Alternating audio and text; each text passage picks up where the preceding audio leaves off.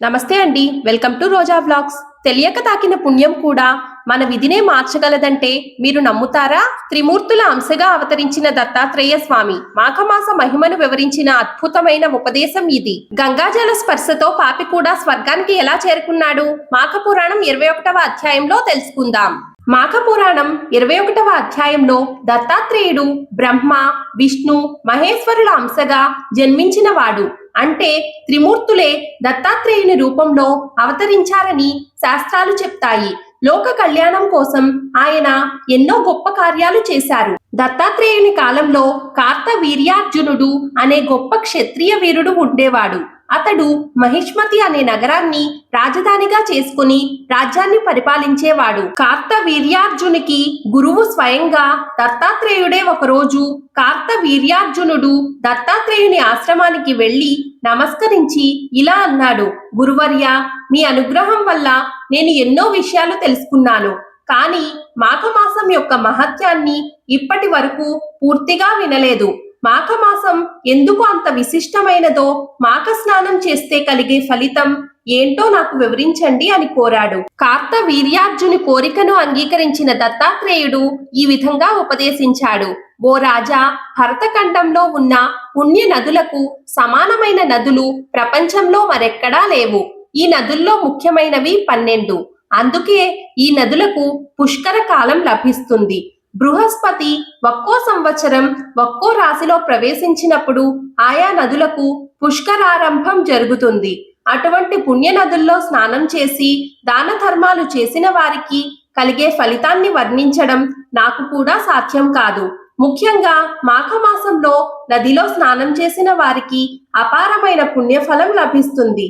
అంతేకాదు జన్మరాహిత్యం కూడా కలుగుతుంది. అందుకే ప్రతి మనిషి తప్పకుండా మాఘమాసంలో నదీ స్నానం చేయాలి. అలా చేయని వారు తాము చేసిన పాప ఫలితాన్ని జన్మ జన్మలలో అనుభవించక తప్పదు. మాఘమాసంలో సూర్యుడు మకర రాశిలో ఉన్నప్పుడు మాఘ స్నానం చేసి ఒక సద్బ్రాహ్మణునికి దాన ధర్మాలు చేస్తే మహాపాతకాలు చేసిన వాడైనా ముక్తిని పొందగలడు అని దత్తాత్రేయుడు చెప్పాడు. ఆ తర్వాత ఒక పురాతన కథను కూడా వివరించాడు. పూర్వకాలంలో గంగా నదీ తీరంలో ఉత్తర భాగంలో భాగ్యపురం అనే ఒక పట్టణం ఉండేది. అక్కడ నివసించే ప్రజలు చాలా భాగ్యవంతులు. గొప్ప వ్యాపారాలు చేసి విపరీతమైన సంపద సంపాదించి కుబేరునితో సమానంగా జీవించేవారు. ఆ నగరంలో హేమాంబరుడు అనే ఒక వైశ్యుడు ఉండేవాడు. అతడు చాలా ధనవంతుడు. అతని దగ్గర బంగారు ఆభరణాలు, నాణేలు రాసులుగా ఉండేవి. కొంతకాలానికి హేమాంబరుడు మరణించాడు. తండ్రి చనిపోయిన తర్వాత అతని 2 కుమారులు ఆస్తిని పంచుకొని తమ ఇష్టం వచ్చినట్లుగా దుర్వినియోగం చేయడం మొదలుపెట్టారు. 2 చెరో స్త్రీలను ఇంటికి తెచ్చుకొని కులభ్రష్టులయ్యారు. ఒకరోజు పెద్ద కుమారుడు దైవవశాత్తు అడవిలో ఒక పెద్ద పులినోట పడిపోయి మరణించాడు. చిన్న కుమారుడు ఆ స్త్రీతో ఉద్యానవనంలో విహరిస్తూ ఉండగా కర్మవశాత్తు ఒక త్రాచుపాము కరిచి నోటి వెంట నురగలు కక్కుతూ ప్రాణాలు విడిచాడు. ఈ విధంగా హేమాంబరుని 2 కుమారులు మరణించారు.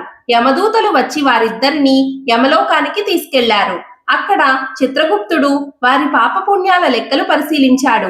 పెద్ద కుమారుని నరకానికి పంపమని ఆజ్ఞ ఇచ్చాడు.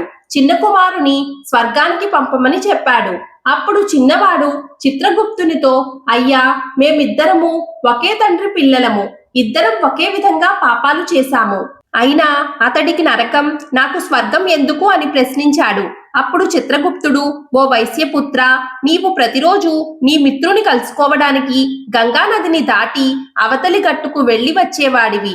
అలా మాఘమాసంలో నదిని దాటుతూ ఉండగా గంగా నదిలోని నీటి కెరటాలు నీ తల మీద పడేవి.